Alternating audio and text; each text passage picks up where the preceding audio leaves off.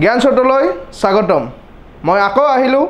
সেবাৰ মেথছৰ sample question পেপাৰখনৰ কিছু প্ৰশ্ন লৈ আসন ক্লাছটো আৰম্ভ কৰো এতিয়া আৰম্ভ কৰো চেপ্টাৰ 5 টো চেপ্টাৰ 5 টো হল সমান্তৰ প্ৰগতি দেখো সমান্তৰ প্ৰগতিৰ পাঠটো কি প্ৰশ্ন আছে চাও আহা গতিকে সমান্তৰ প্ৰগতিত আমি কিছুমান সূত্ৰ পাইছিলো সেই সূত্ৰখিনি তোমালোকে এটা মনত থাকিব লাগিব সূত্ৰ কি পাইছিলো যে আমি সমান্তৰ প্ৰগতি মানে কি আছিল যে এটা নিৰ্দিষ্ট সংখ্যা অনুযায়ী বাঢ়ি গৈ থাকে সমান্তৰ প্ৰগতি যেতে যেটো ডিফাৰেন্স ধৰা মই যদি নক 2 4 6 8 গতিকে এইবিলা সমান্তৰ প্ৰগতিত আছে এটো সমান সমানকে বাঢ়ি গৈ আছে ঠিক আছে এটো আছিল সমান্তৰ প্ৰগতি এটা সমান্তৰ প্ৰগতিত এটা সূত্ৰ পাইছিলা যে এটা যি কোনো এটা পদ উলোৱা সূত্ৰ এটা পাইছিলা সূত্ৰটো কি আছিল an = a + n - 1 d ঠিক আছে সূত্ৰ পাইছিলা a মানে আছিল প্ৰথম পদ d মানে আছিল সাধাৰণ অন্তৰ মানে দুটা পদৰ মাজৰ অন্তৰ আৰু n মানে আছিল পদৰ সংখ্যা ঠিক আছে এটো আছিল এটা পদ ওলোৱা সূত্ৰটো আৰু এটা যোগফল লোৱা সূত্ৰটো পাইছিলা যে কেইটামান পদ দিলে সেই পদৰ যোগফল লোৱা সূত্ৰ এটাও পাইছিলা 2a + n - 1 d ঠিক আছে বিলা সূত্ৰ পাইছে গতিকে এই সূত্ৰবোৰ ইয়াতে ইউজ হবই গতিকে সমান্তৰ প্ৰগতি বুলি কলে এই সূত্ৰখিনি তোমালোকে মনত থাকিব লাগিব সো প্ৰথম কোৱেশ্চনটো কি দিছে the common difference of the ap whose nth term is given by an equal 5n - 7 যে কৈছে the common difference of the ap common difference মানে সাধাৰণ অন্তৰ অসমীয়াত যি কয় সাধাৰণ অন্তৰ তাৰ মানে সাধাৰণ অন্তৰটো উলাব দিছে সাধাৰণ অন্তৰটো কি এটা সমান্তৰ প্ৰগতিৰ এপি মানে এৰিথমেটিক প্ৰগ্ৰেছন সমান্তৰ প্ৰগতিৰ সাধাৰণ অন্তৰটো কি যদিহে ইয়াৰ nth টাৰ্ম মানে n নম্বৰ টাৰ্মটো কি হয় 5n - 7 বুলি কৈছে গতিকে n নম্বৰ টাৰ্মটো যদি মানে n নম্বৰ মানে কি একেবাৰে শেষৰটো ধৰা শেষৰ বুলিও ক'ব পাৰি মানে n নম্বৰ যিমান আমি কৈ থাকো এটা টাৰ্ম যদি 5n - 1 হয় তেতিয়া ইয়াৰ সাধাৰণ অন্তৰটো উলাব দিছে ঠিক আছে এটা সাধাৰণ অন্তৰটো উলাবৰ কাৰণে আমি কি কৰিব লাগিব চোৱা এটা আমাক nth টাৰ্মটো দিছে ইখিনি এটা আমি ইয়াৰ পৰা সাধাৰণ অন্তৰ d টো উলাব লাগে গতিকে এই বস্তুখিনি ইয়াৰ লগত মিলাই চোৱা আমি বস্তু এই নিয়মত যদি আনিব পাৰো এনেকুৱা ধৰণে যদি আমি আনিব পাৰো তেতিয়া এই d টো মানে সাধাৰণ অন্তৰ হ'ব গতিকে হেনেকে আনিব চাও চোৱা এতিয়া n - 1 ইয়াতে চোৱা এই 7 টো কি কৰিম আমি যেহেতু এটা 5n আছে এই 7 টো আমি এনেকৈ ভাঙি লও চোৱা -2 - 5 -7 টো এনেকৈ লিখিব পাৰি -2 - 5 বাকি ইফালে 5n টো থাকিল এটা 5n আছিল যে সো এটা 5 হিচাপে এনেকৈ ভাঙি লৈছো আমাক এটা 5n আছিল সো এটা 5 হিচাপে লাগে আমাক সেইকাৰণে আমি এনেকৈ ভাঙি লৈছো যদি কিবা বেলেগ থাকিল হয় ধৰা যদি 6 থাকিল হয় তেতিয়া আমি -1 - 6 এই ধৰণে লিখিলো হয় মানে n ৰ আগত যেটো আছে সেই হিচাপে আমাক লাগে ইয়াতে তাৰপিছত আমি কি কৰিম চোৱা -2 ইয়াতে কি কৰা এটো পদ আৰু এটো পদৰ পৰা 5 টো কমন লোৱা প্লাস 5 টো কমন ললে কি হ'ব n - 1 মানে বস্তুটো এটো অলপ ইফাল থাকাৰ কাৰণে তোমালোক কনফিউজ লাগিব পাৰে ধৰা এনেকৈ জৰি থাকে এনেকৈ থাকিলে কি কৰিবা এই দুইটাৰৰ পৰা 5 টো কমন লব পাৰি ললে n - 1 থাকি যায় হয় নহয় সো আমি সেই কামটো কৰিলো 5 এটা কমন লৈছো n - 1 এটা এইখিনি ইয়াৰ লগত মিলাই চোৱাচোন a টো মানে এটা -2 বুজাইছে n - 1 n - 1 আছে n টো মানে কিমান নম্বৰ পদ হেতু বুজাই যেহেতু এটা আমাক পদৰ সংখ্যাটো n বুলি কৈছে n নম্বৰ পদ সো এটো n হৈ আছে আৰু ইনটু d মানে 5 গতিকে আমাক উলাব দিছে সাধাৰণ অন্তৰটো বুজাই d ৰে এটা d কি পাইছো d পাইছো 5 তাৰ মানে এটা সাধাৰণ অন্তৰ কি হ'ব এই c টো হ'ব ঠিক আছে গতিকে এই ধৰণে তোমালোকে দিলে nth টাৰ্মৰ পৰা যদি তোমালোকে কমন ডিফাৰেন্স বা সাধাৰণ অন্তৰ উলাব লাগে তেতিয়া এই ধৰণে তোমালোকে হাজি কৰিব লাগিব এই n ৰ লগত যেটো সংখ্যা আছে হেতু অনুযায়ী তোমালোকে এটো ভাঙি কৰিব লাগিব ঠিক আছে এটা পিছৰ কোৱেশ্চনটো চাও আহা the 13 term from the end of the ap 20 13 6 -1 -148 এই সমান্তৰ প্ৰগতিটোৰ শেষৰ ফালৰ পৰা 13 নম্বৰ পদটো উলাব দিছে শেষৰ ফালৰ পৰা 13 নম্বৰ পদ এটা আমি যেটো সূত্ৰ ইউজ কৰো এটা পদ উলাবৰ কাৰণে যেটো আমি ইউজ কৰো এটো আমি সদায় সম্মুখৰ ফালৰ পৰা চাও ধৰা এটা যদি আমাক এনেকুৱা সমান্তৰ প্ৰগতি আছে আমি সদায় প্ৰথম পদ দ্বিতীয় পদ তৃতীয় পদ চতুৰ্থ পদ সদায় সম্মুখৰ পৰা চাও কিন্তু এই কুৱেশ্যনটোত তোমালোকক শেষৰ ফালৰ পৰা 13 নম্বৰ পদটো ওলাব দিছে এতিয়া ইয়াৰ কাৰণে কেনেকুৱা কৰিব লাগিব চোৱা এটা মই তোমাক উদাহৰণ দি দেখাই আছো 1 3 5 7 এটো এটা সমান্তৰ বগতি ঠিক আছে এটো এটা সমান্তৰ বগতি ইতে ইয়াতে যে ধৰা হয় 7 নম্বৰ পদটো 7 থকা পদটো প্ৰথমৰ পৰা 4 নম্বৰ কিন্তু শেষৰ ফালৰ পৰা কৈছে শেষৰ ফালৰ পৰা 2 নম্বৰ হ'ব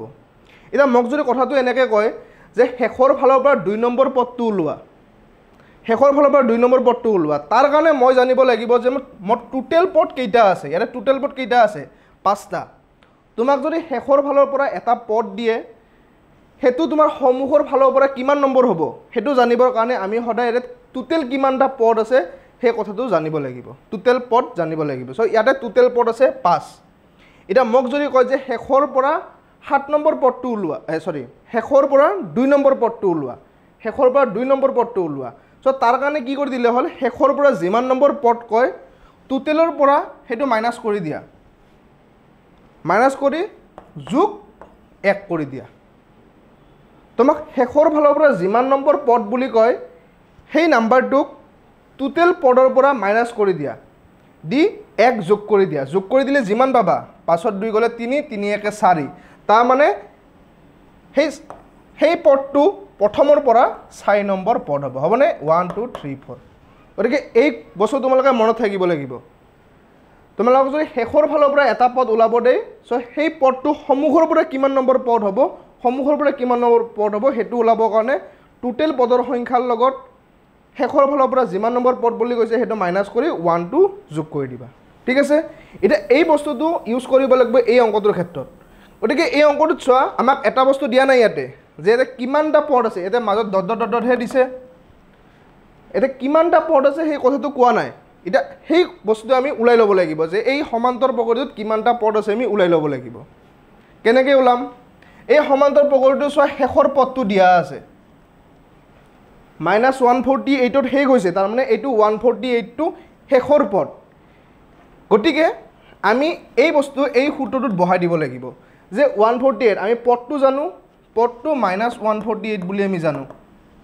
এতিয়া আমি ইয়াৰে a জানিম a কি a মানে হয় প্ৰথম পদ বুজায় a টো প্ৰথম পদ বুজায় সমান্তৰ বগৰীটোৰ প্ৰথম পদটো আছে 20 তাৰছত আমাক লাগে d সাধাৰণ অন্তৰটো ওলাবৰ কাৰণে কি কৰিব লাগে প্ৰথমৰ পৰা সেকেন্ডটো বিয়োগ কৰি দিয়া 20 13 গলে কিমান হ'ব 20 13 গলে এটা মাইনাসটো চাবা এটা বস্তু সদায় মাইনাসটো সদায় পিছৰটোৰ পৰা আগৰটো কৰিব লাগিব 2 ৰ পৰা 1 টো কৰিব লাগিব 3 ৰ পৰা 2 টো কৰিব লাগিব 4 ৰ পৰা 3 টো কৰিব লাগিব সংখ্যাটো ডাঙৰে হওক বা সৰুৱে হওক হেতুৰ লগত কোনো মেটাৰ নাই সদায় পিছৰটোৰ পৰা আগৰটো বিয়োগ কৰিব লাগিব সাধাৰণ অন্তৰ ওলাবৰ কাৰণে পিছৰটোৰ পৰা আগৰটো গতিকে 13 ৰ পৰা যদি 20 বিয়োগ কৰো উত্তৰটো কি হ'ব উত্তৰটো হ'ব -7 সো এটো সাধাৰণ অন্তৰ d টো হ'ব -7 এটা n টো এই 148 টো কিমান নম্বৰ পদ আমি নাজানো সেইকাৰণে n টো n হিচাপে ৰাখি ধৰিলো গতিকে এই ধৰণে আমি এইখিনি বহাই লব পাৰো এটা এইখিনি ক্যালকুলেট কৰো 148 = 20 -7n + 7 গতিকে ইয়াৰ পৰা -148 22 ইফালে লৈ আনো -20 7 ইফালে লৈ আনো -7 = -7n এইখিনি ক্যালকুলেট কৰা 148 27 প্লাস কৰিলে কিমান হ'ব 14 15 1 4 5 6 7 1 175 -175 = -7n ঠিক আছে এতিয়া মাইনাস মাইনাস দুইফালে আছে কাটি দিলো এতিয়া আমি লিখিব পাৰো n = 175/7 এটা হাতেৰে 175 কিমান বাজ যায় চোৱা 7 7 দুগুণ 14 14 35 7 5 গুণ 35 সো উত্তৰ পালো 25 তাৰ মানে n তাৰ মানে 148 -148 এই পদটো 25 নম্বৰ পদ n ৰ মান 25 পালো তাৰ মানে এই পদটো 25 নম্বৰ পদ তাৰ মানে আমি এই সমান্তৰ বগৰীটোত কিমানটা পদ আছে আমি গম পাই গলো এই সমান্তৰ বগৰীটোত আছে 25টা পদ এটা আমাক কৈছে শেষৰ ফালৰ পৰা 13 নম্বৰ পদটো আমাক ওলাব দিছে এটা আমি চাম শেষৰ ফালৰ পৰা 13 নম্বৰ হোৱা পদটো প্ৰথমৰ পৰা কিমান নম্বৰ তাৰ কাৰণে আমি কি কৰিব লাগিব টোটেলৰ পৰা যিটো টাৰ্ম ওলাব দিছে যিমান নম্বৰ টাৰ্ম ওলাব দিছে সেইটো মাইনাছ কৰা কৰি +1 দি দিয়া সদায় এইটো +1 থাকিব সো এখানে ক্যালকুলেট কৰিলে 5 ৰ 3 গলে 2 2 ৰ 1 গলে 1 যোগ 1 13 তাৰমানে আমি কি বুজিলো শেষৰ ফালৰ পৰা 13 নম্বৰ হোৱা পদটো প্ৰথমৰ পৰাও 13 নম্বৰ পদে ঠিক আছে শেষৰ ফালৰ পৰা কাৰণ এতিয়া আমি 13 পালো চোৱা গতিকে শেষৰ ফালৰ পৰা 13 নম্বৰ হোৱা পদটো প্ৰথমৰ পৰা 13 নম্বৰ পদে তাৰ মানে আমি ইয়াতে 13 নম্বৰ পদটো যিটো হ'ব হেতুই হ'ব আমাৰ উত্তৰটো এটা আমি 13 নম্বৰ পদটো উলাই দিও 13 নম্বৰ পদটোৰ কাৰণে আমি সেম আগৰ এইটো সূত্ৰ ইউজ কৰিব লাগিব ইয়াতে a মানে 20 এটা n হ'ব ইয়াতে 13 কাৰণ আমি 13 নম্বৰ পদটো উলাই আছো আৰু d আছিল -7 এখানে ক্যালকুলেট কৰি দিয়া 13 ৰ গলে 12 12 into -7 so 20 এখানে মাইনাস হৈ যাব 84 এটা 20 ৰ পৰা 84 মাইনাস কৰি দিয়া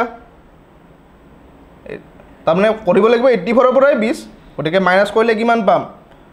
এটো 4 আথত 2 গলে 6 -64 তাৰ মানে 13 নম্বৰ পদটো শেষৰ ফালৰ পৰা 13 নম্বৰ পদটো হ'ব -64 ঠিক আছে গতিকে এনেকুৱা ধৰণে তোমালোকে সমান্তৰ প্ৰগতিৰ অংকবিলাক পাবা অংকবিলাক ধৰা কিছু অলপ সলনি কৰি দিব গতিকে মেইন বস্তু হল তোমালোকে নিয়মবোৰ মনত থাকিব লাগিব নিয়মবোৰ মনত থাকি সেই নিয়মবোৰ কেনেকৈ ব্যৱহাৰ কৰা সেই কথাখিনি জানিব লাগিব সো এইখিনি সমান্তৰ প্ৰগতি পাঠৰ এই নিয়মবোৰ অংকবোৰ তোমালোকে ভালদৰে প্ৰেক্টিছ কৰিবা সো এতিয়া আমি 14 নম্বৰ চেপ্টাৰটো চাও আহা 14 নম্বৰ চেপ্টাৰটো তোমালোকৰ পৰিসংখ্যা চেপ্টাৰটো আছিল সো প্ৰথম কোৱেশ্চনটো কি কৈছে if the mean and the mode of a distribution are 15 and 18 respectively then the median of the distribution is গতিকে এটা পৰিসংখ্যাত মিন মানে গড় মুড বহুলক 15 আৰু 18 হলে মিডিয়ান মানে মধ্যমা কিমান সুধিছে পৰিসংখ্যা এটাৰ গড় আৰু বহুলক দিয়া আছে ইয়াৰ পৰা মধ্যমা ওলাব দিছে এটা এই তিনিটাক লৈ এটা সম্বন্ধ আছিল সম্বন্ধটো আছিল 3 into মধ্যমা মানে মিডিয়ান ইকুৱেল বহুলক প্লাস 2 পূৰণ গড় ঠিক আছে মধ্যমা মানে মিডিয়ান মুড আৰু মিন ঠিক আছে এই সূত্ৰটো আছিল যে মধ্যমা বহুলক আৰু গড়ৰ মাজত এটো এটা সূত্ৰ আছিল গতিকে এই সূত্ৰটো ইয়াতে ইউজ কৰিব লাগিব সো সূত্ৰটো মতে কি হ'ব 3 into মিন ধৰা মিনটো তো আমি মিন মধ্যমা মিডিয়ানটো আমাক ওলাব হৈ দিছে সো এটো m হিচাপে ৰাখি থলো ইয়াৰ আমি মানটো নাজানো তাছত আছে বহুলক কিমান বুলি কৈছে 18 বাকি 2 পূৰণ গড় মিন কিমান বুলি কৈছে 15 এটা এখিনি 3m হিচাপে ৰাখি থৈ দিও এতিয়া এখিনি ক্যালকুলেট কৰো 15 দুগুণ 30 18 যোগ 30 এটা 3m ইকুৱেল to 48 এটা m মানটো ওলাবৰ কাৰণে 48 ক 3 ৰে হৰণ কৰি দিয়া 3 গুণ 3 18 6 3 গুণ 18 সো m টো কি লৈছিল মধ্যমা মিডিয়ান গতিকে কিমান পালো 16 গতিকে সি নম্বৰ অপচনটো শুদ্ধ হ'ব ঠিক আছে গতিকে এই সূত্ৰটো যদি পাহৰি যোৱা এনেকুৱা ধৰণৰ অংকবোৰ কৰিবলৈ তোমালোকৰ অলপ দিগদাৰ হ'ব ফুল হ'ব পাৰে গতিকে এই সূত্ৰটো মনত থাকিবা এটা পিছৰ কোৱেশ্চনটো চাও আহা যে কৈছে if every term of the statistical data consisting of n terms is decreased by 2 then the mean of the data মানে এটা তথ্যত ধৰা n সংখ্যক তথ্য আছে সেই তথ্যখিনি যদি প্ৰত্যেকটা তথ্যই 2 কে কমি যায় ডিক্ৰিজ বাই 2 কে যদি কমি যায় তেতিয়া মিন মানে গড়খিনি কি হ'ব যে গড়খিনিও 2 কমি যাব যে গড়খিনিও সে রিমেইন আনচেঞ্জ মানে কোনো হলনি নহয় ডিক্ৰিজ বাই 2n ডিক্ৰিজ হ'ব নে 1 ডিক্ৰিজ হ'ব মানে 1 কমি যাব যে মানে কথাটো কি যে তোমাক লগ ধৰা কেইটামান সংখ্যা দিয়া আছে মইতো বস্তুটো এটা উদাহৰণ লৈ কিনে চাই লও কি হ'ব পাৰে ঠিক আছে ধৰা মই কেইটামান সংখ্যা ললো 5 + 6 + 7 + 8 ধৰা এই চাৰিটা সংখ্যাৰ মই গড় ওলাবৰ কাৰণে কি কৰিব লাগে সংখ্যাকেইটাক যোগ কৰি যিমানটা সংখ্যা যোগ কৰিলো হেতুৰে হৰণ কৰিব লাগে ওৰকে যোগ কৰি চোৱা যোগ কৰি কিমান বা 11 18 18 8 26 4 সো 4 হৰণ কৰিলে কি পাম 6 4 গুণ 24 2 6.5 তাৰে এই সংখ্যাকেইটাৰ গড় পালো মই 6.5 এতিয়া এই সংখ্যাকেইটাক মই 2 2 কে কমাই দিওঁ কাৰণ এতে খুদিছে যে যদি 2 কে কমি যায় এতে গোটেইকেইটা সংখ্যাক মই এটা 2 2 কে কমাই দিওঁ কমাই দিলে কি হ'ব 5 ত 2 কমি গ'ল 3 6 ত 2 কমি গ'ল 4 7 ত 2 কমি গ'ল 5 8 ত 2 কমি গ'ল 6 হৰণটো 4 ৰে কৰিব লাগিব সংখ্যা একে আছে এটা এইখিনি উলাই চাও কি হ'ব 4 3 7 7 পাছে 12 12 6 18 এটা 18 ক যদি 4 ৰে হৰণ কৰো কি পাম 4 4 গুণ 16 5 4 গুণ 20 সো আগতে গড়টো আছে 6.5 এটা গড়টো কি হল 4.5 তাৰ মানে আমি কি গম পালো যদি প্ৰত্যেকটা মান 2 2 কে কমাই দিও আমাৰ গড়টো কি হ'ব 2 কমি যাব সোয়া 6.5 আছিল 4.5 হৈ গল গটিকে আমি কি গম পাম ইয়াৰে এ নম্বৰ অপচনটো সত্য হ'ব তাৰ মানে এৰে যদি এটা তথ্যৰ প্ৰত্যেকটা মানে যদি 2 2 কে কমাই দিও ইয়াৰ মিন মানে গড়টো 2 কমি যাব ঠিক আছে আৰু পিছৰ কোৱেশ্চনটো কি দিছে চাও আহা if the mean and the median of a data are 12 and 15 respectively then its mood so same প্ৰথমতে যেটো কইলো হেতু নিছনা সূত্ৰটো ইউজ কৰিব লাগিব সূত্ৰটো কি আছিল 3 into median equal mood plus 2 into mean মানে 3 পূৰণ মধ্যমা সমান বহুলক